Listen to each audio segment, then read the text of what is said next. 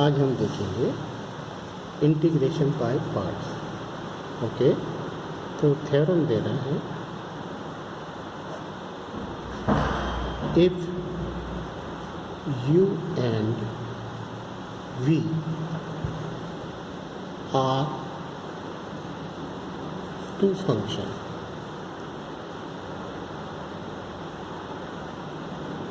of x, then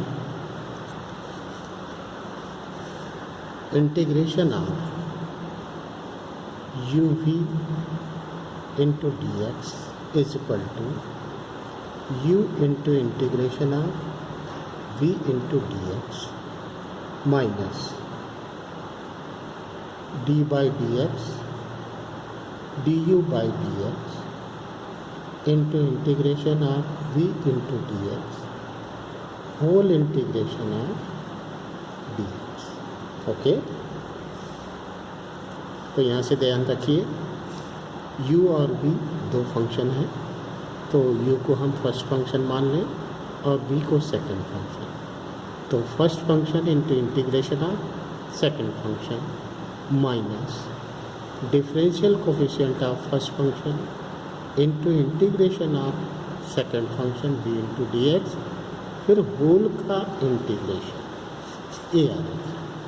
तो proof के लिए देखिए, proof for any two function, for any two functions fx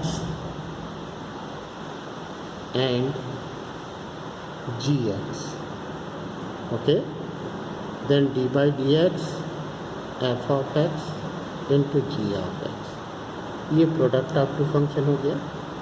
तो first function F of X into D by D X G of X, okay, plus G of X into D by D X F of X.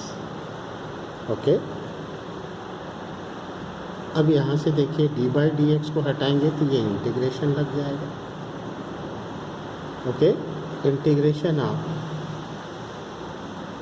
और integration of f of x into d by dx g of x plus g of x into d by dx f of x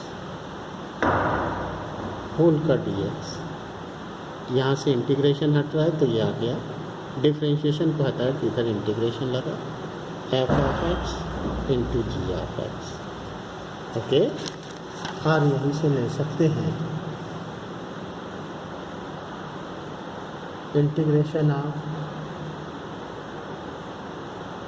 या इसी को दो function है सम का, तो ये आ गया integration F of X into D by D X G of X plus integration of G of X into D by D X F of X.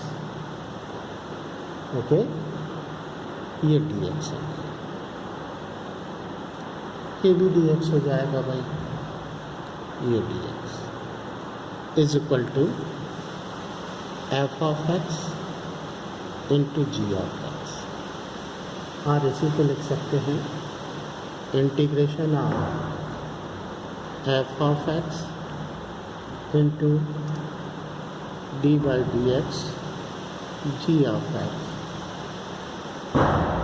into dx is equal to f of x into g of x minus integration of g of x into d by dx f of x whole का dx। Okay, तो यहाँ से ले सकते हैं let F of X is equal to U and D by D X g of x is equal to v.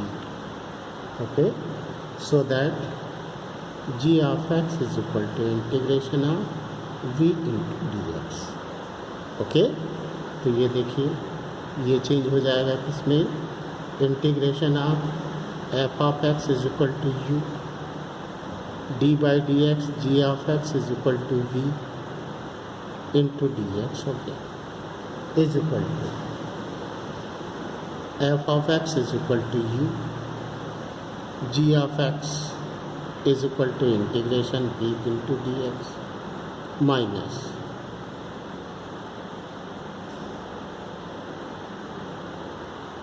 D by D X F of X is equal to you, तो D U by D X G of X is equal to integration of V into D X whole का integration D X. तो इस तरीके से हम integrating by part solve कर सकते हैं। और ध्यान रखिए हमारे पास ये 5 फंक्शन हैं आइलेट। ओके, अब यहाँ पर क्वेश्चन होता है कि किसको हम फर्स्ट फंक्शन माने और किसको सेकंड फंक्शन माने। तो आई फॉर आ रहा है inverse function, okay, L for logarithm function, okay, A for algebraic function, T for trigonometric function, okay, and E for exponential function. ये आपके पास 5 फंक्शन है टोटल, छठवा कोई नहीं है, छठवा टी एस वर्मा है, ध्यान रखेंगे। तो इसके हिसाब से आप चूज़ कर सकते हैं। फॉर एग्जांपल यहाँ पर देखिए एक्स साइन एक्स दिया, एक्स साइन एक्स, तो हम किसको फर्स्ट फंक्शन माने। तो यहाँ से देख सकते हैं एक्स हो गया एल्जेब्रिक, एल्जेब्रिक पहले है तो फर्स्ट फंक्शन हो गया, साइन एक्स बाद में है तो ये ट्रिग्नोमेट्रिक फंक्शन सेकंड फंक्शन। इसी तरीके से ले रहे हैं एक्स लॉग एक्स, ओके, तो लॉग एक्स को हम फर्स्ट फंक्शन लेंगे।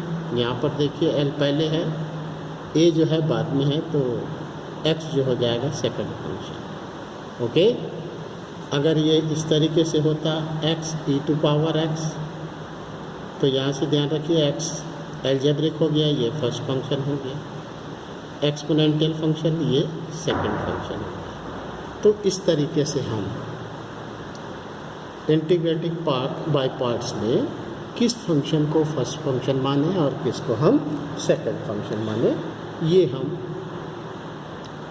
ये 5 जो मैं दे रहा हूँ आइलेट, ये काफ़ी इम्पोर्टेंट है। इसी के हिसाब से आप फर्स्ट फंक्शन मान सकते हैं और सेकंड फंक्शन मान सकते हैं, ओके। तो आइए इससे रिलेटेड कुछ प्रॉब्लम देख सकते हैं। देखिए, फाइंड द इंटीग्रेशन आर एवलेट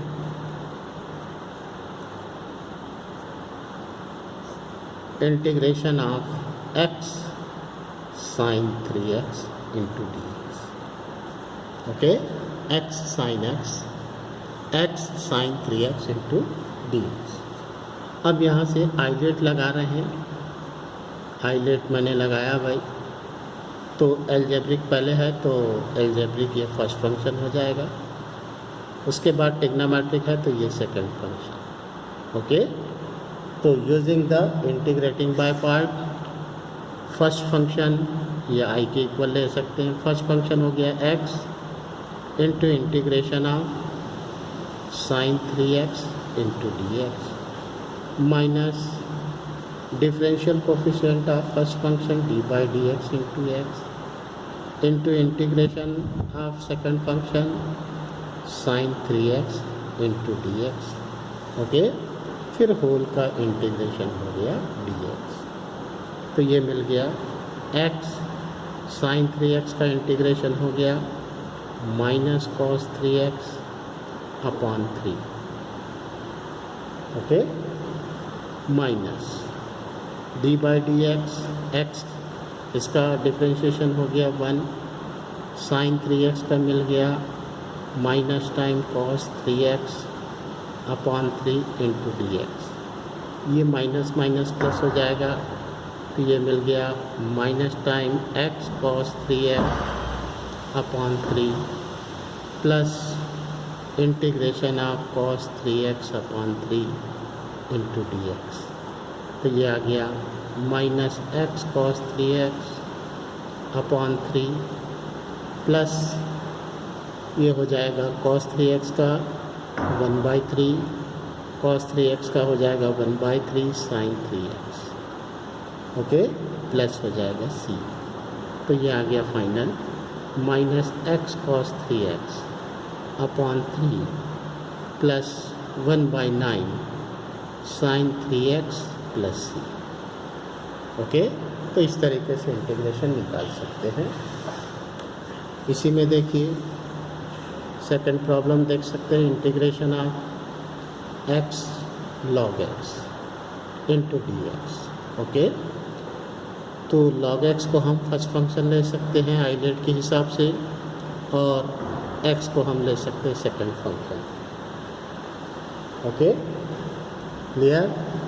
तो i इज इक्वल टू मिला first function log x into integration of second function x dx minus differential coefficient of first function d/dx log x into integration of second function x into dx whole का integration dx, okay, plus c ले सकते हैं।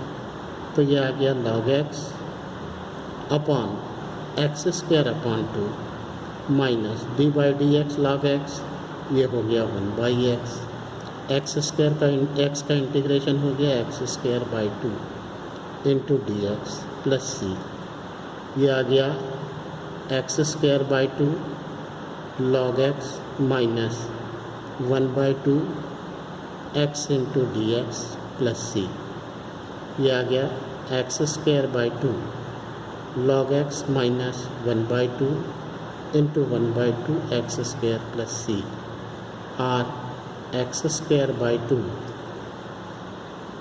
log x minus 1/4 x square plus c। इसका मतलब यह है कि second function हमको इस तरीके से चूज़ करना है कि आगे चल के डिफ्रेंशिएशन कुछ ही स्टेप में कंप्लीट हो जाए, ओके।